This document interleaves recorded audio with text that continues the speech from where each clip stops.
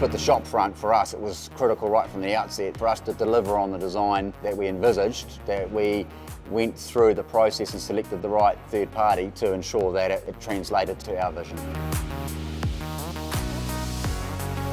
Our customers were telling us they wanted to be entertained. Noel, for us, she's effectively our digital human. It was about coming up with a way to present Noel at the front of the store, so the kiosk in that sense needed to be pretty special.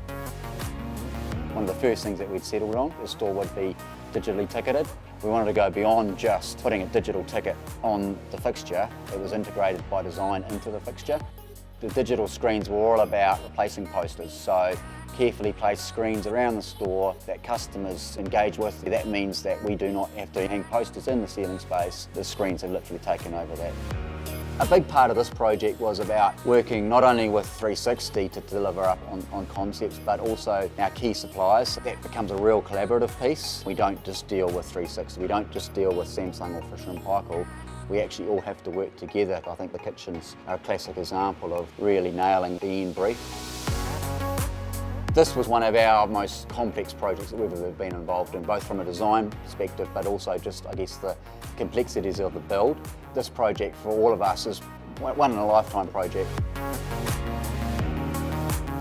To have a key partner like 360 that we knew we could depend on to not only deliver on time, but to our vision, for us was just huge. I think we're all now benefiting from the result, not only based on customer feedback, but just sheer performance of the store.